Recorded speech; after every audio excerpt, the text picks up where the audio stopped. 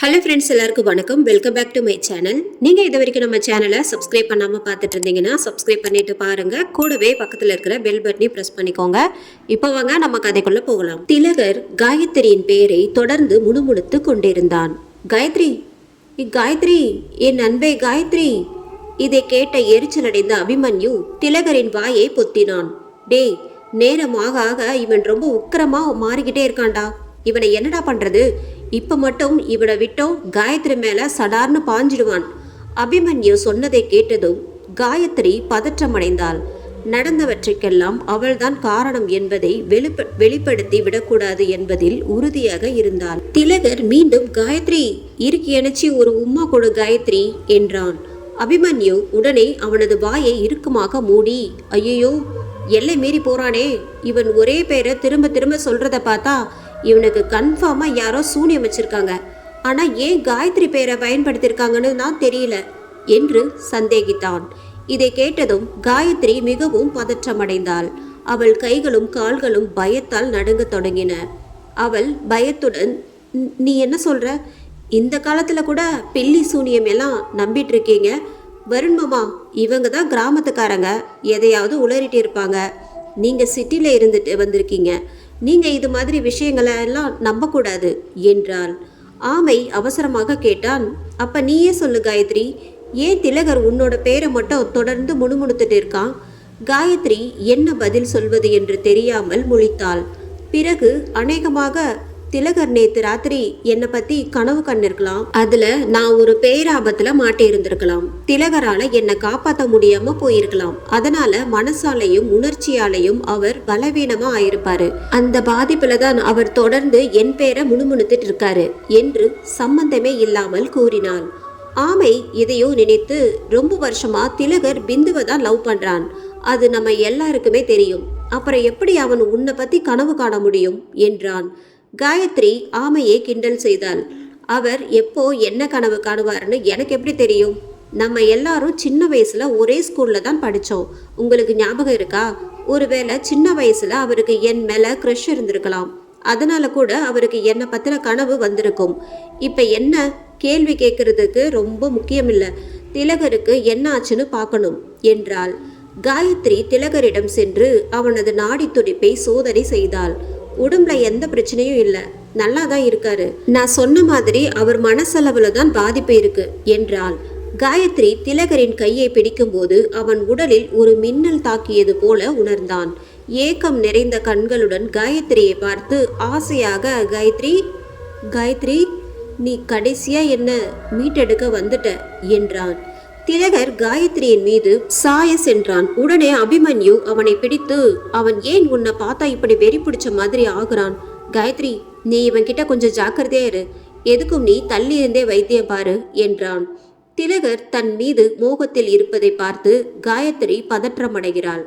இருந்தும் மனதில் தைரியத்தை வரவழைத்து கொண்டு திலகரின் நெற்றியில் கையை வைத்து நிதானமாக கூறினாள், திலகர், நான் நல்லா தான் இருக்கேன், இதோ என்ன பாரு, நீ உன் கனவை மறந்து கொஞ்ச நேரம் ரெஸ்ட் எடுக்கணும், சரியா?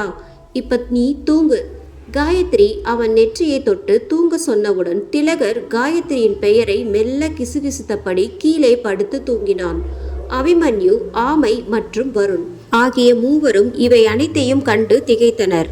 ஆமை திலகரை உற்று பார்த்து, நாங்க அவனை அமைதியா இருடான்னு சொன்னப்ப அவன் யார் பேச்சையும் கேட்கல, ஆனா காயத்ரி கை வச்ச உடனே அவன் தூங்கிட்டான் என்று ஆச்சரியப்பட்டான்.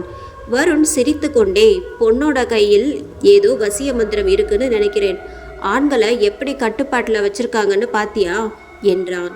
காயத்ரி தனது மொபைலில் டைப் செய்தபடி, வருண் மாமா, நான் உங்களுக்கு மருந்தோட பேரை மெசேஜ் பண்ணியிருக்கேன், அதை உடனே திலகருக்கு கொடுங்க, குணமாயிடுவாரு. இல்லைனா அவர் நிலைமை ரொம்ப மோசமாகிறதுக்கு வாய்ப்பு இருக்கு என்றாள். வருண் மொபைலை பார்த்து, சரி காயத்ரி, நான் அவனுக்கான மருந்தை வாங்கிட்டு வந்து கொடுக்கிறேன். வருணின் படுக்கைக்கு அருகில் ஒரு சில சட்டைகள் கிடந்தன. காயத்ரி அவைகளின் ஒன்றை எடுத்து நுகர துர்நாற்றம் வீசியது. வருண் மாமா, இங்க நிறைய ட்ரெஸ் கிடைக்கே, இது எல்லாமே நீங்க போட்ட ட்ரெஸ் தானா என்று கேட்டாள். ஆமா, எல்லாமே என் ட்ரெஸ் தான், ஆனா திலகர் இங்க தங்கும்போது என்னோட ட்ரெஸ் தான் யூஸ் பண்ணுவான், இதுல சிலது அவன் போட்டது தான் என்றான். அந்த ஆடைகளின் மீது காயத்ரியின் கண்கள் விழும்போது அவள் முடியை திருடிய ஆடையை அவள் கவனிக்கிறாள். வருணுக்கு பதிலாக திலகரின் முடியைத்தான் அவள் திருடியிருப்பதை உணர்ந்தாள். போட்ட திட்டம் சொதப்பியது. அவள் திலகருக்கு வசியம் செய்திருந்தாள். அவள் என்ன கொடூரமான தவறு செய்தாள் என்பதை உணர்ந்தபோது காயத்ரி அதிர்ச்சியடைந்தாள்.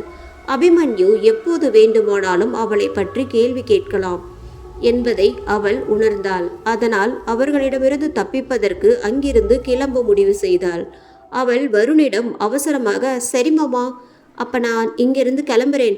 அம்மா என்ன சீக்கிரம் வீட்டுக்கு வர சொன்னாங்க. வருண் தலையை அசைத்து, சரி காயத்ரி, ஒரு ஃபோன் பண்ண உடனே வந்ததுக்கு ரொம்ப தேங்க்ஸ். நீ இல்லைன்னா நாங்கள் என்ன செஞ்சிருப்போம்னு எனக்கு தெரியல. நாங்கள் திலகரை நினச்சி ரொம்ப வருத்தப்பட்டோம். நல்ல வேலை நீ வந்த, இப்போ பிரச்சனை முடிஞ்சுது என்றான். அதெல்லாம் ஒன்றும் இல்லை மாமா, நீங்கள் எப்போ வேணாலும் என்னை கூப்பிடலாம். நான் உங்களுக்காக எங்கிருந்தாலும் வந்துடுவேன் என்று கூறி காயத்ரி அங்கிருந்து நகர, காயத்ரி தன்னுடைய கால் கட்டை விரல் நகத்தை இரவு சூனியத்திற்காக தியாகம் செய்திருந்தாள்.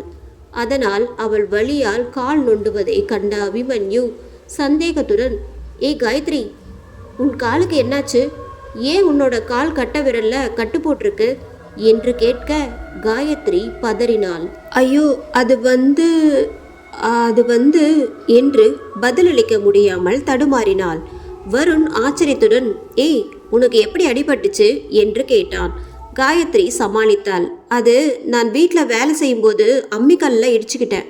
ஒன்றும் இல்லை மாமா, சின்ன அடிதான், இப்போ பரவாயில்ல.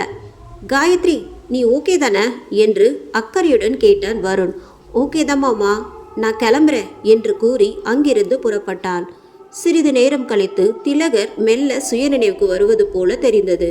வருணும் ஆமையும் அவன் அருகில் அமர்ந்து திலகர் எழுந்திருக்க காத்திருந்தனர். வருண் தனது மொபைலில் காயத்ரி அனுப்பிய குறுஞ்செய்தியை பார்த்து, இங்க மருந்து கடை எங்க இருக்கு? நான் போய் திலகருக்கு மருந்து வாங்கிட்டு வந்துடுறேன். சுயநினைவுக்கு வந்ததுக்கு அப்புறம் அவன் குணமடையலைனா அவனுக்கு மருந்துகளை கொடுத்து பார்ப்போம் என்றான். ஆமை அவரது பழக்க வழக்கம் செய்கை காட்டி, இந்த கந்தர்வக்கோட்டை கிராமத்தோட எல்லையில ஒரு மருந்து கடை இருக்கு, அங்க போனா நமக்கு எல்லா மருந்துமே கிடைக்கும். வருண் சலிப்புடன், எங்க கிராமத்தோட எல்லையிலையா? அங்க நான் போறதுக்கு ரொம்ப நேரம் ஆகுமே என்றான். ஆமை அவனை பார்த்து சிரித்தான். மருந்து கடை ஒன்றும் உன்னோட முறை பொண்ணு காயத்ரி கிடையாது. நீ ஃபோன் பண்ணி கூப்பிட்ட உடனே ஓடி வர. உனக்கு வேணும்னா நீ தான் போகணும். ஆமை கூறியதை கேட்டு அபிமன்யுவும் சிரித்தான். வருணும் நண்பர்கள் தன்னை கிண்டல் செய்கிறார்கள் என்று அறிந்து அவன் எதுவும் பேசாமல் அமைதியாக இருந்தான். அபிமன்யு ஆமையிடம் கேட்டான், ஏய், எதுக்கு ஆமை அவ்வளோ தூரம் கந்தர்வக்கோட்டை கிராமத்துக்குள்ளேயே புதுசாக ஒரு மருந்து கடை திறந்துருக்காங்க, உனக்கு தெரியாதா? ஆமை எதையோ நினைவு கூற முயன்று பிறகு, ஆமாம், அது சில மாதத்துக்கு முன்னாடி தான் திறந்தாங்க. அதை கூட உன் பெரியப்பா திலீப் தான் திறந்து வச்சாரு. இந்த ஊரில் எந்த திறப்பு விழா நடந்தாலும் அதில் தலைமை தாங்கி திறந்து வைக்கிறது உன் பெரியப்பா திலீப் தான் என்றான். அபிமன்யு, ஏன் அவர் திறந்து வைக்கக்கூடாது? இந்த ஊரில் நடக்கிற எல்லா பெரிய தொழிலையும் அவருக்கு பார்ட்னர்ஷிப் இருக்கு. வருண் அவர்களிடம், ஆமாம், நானும் அதை ஒத்துக்கிறேன். ஆனால் என்னோட பெரியப்பா திலீப்புக்கு எல்லா தொழிலையும் முதலீடு செய்ய இவ்வளோ பணம் எங்கிருந்து வந்ததுன்னு தான் எனக்கு புரியல. இதனால அவருக்கு என்ன லாபம்? ஏன் லாபம் இல்லை? இந்த கிராமத்தில் அதிகப்படியான மரியாதையே உன் பெரியப்பா திலீப் ஒருத்தருக்கு தான் இருக்கு. இதுவே பெரிய லாபம்தான் என்றான் அபிமன்யு. அது மட்டும் இல்லை, அவரோட பண்ணை வீட்டில் சில புதையல்கள் புதிஞ்சு கிடக்கிறதா ஊருக்குள்ள ஒரு வதந்தியும் இருந்துச்சு. அது உனக்கு தெரியுமா? அதனால தான் அவர்கிட்ட எக்கச்சக்க பணம் இருக்குன்னு பேசிக்கிறாங்க என்று சொன்னான் ஆமை. வருண் ஒரு வருத்தமான குரலில் கேட்டான், நீங்க என்னடா பேசுறீங்க? என்ன புதையல்? அபிமன்யு வருணிடம், உன்னோட பெரியப்பா திலீப் இப்ப இருக்கிற பண்ணை வீட்டில் ரொம்ப காலத்துக்கு முன்னாடி ஒரு அகோரி தங்கி இருந்தான்னு கேள்விப்பட்டேன். அவர் நிறைய பொக்கிஷங்களை வச்சிருந்தான்னு சொல்லுவாங்க. அவன் ரொம்ப செழிப்பா அந்த பண்ணை வீட்டில் வாழ்ந்தாரு என்றான். வருண் ஆச்சரியத்துடன் கேட்டான், அகோரியா? என்னடா சொல்ற? அபிமன்யு தொடர்ந்தான். ஆமா, அவன் இந்த கிராமத்து மக்களை தப்பான வழியில பயன்படுத்தி அந்த பொக்கிஷங்களை சேர்த்ததா சொல்லுவாங்க. ஆனா அவனுடைய முக்கிய நோக்கம் வேறு ஒன்றா இருந்துச்சு என்றான்.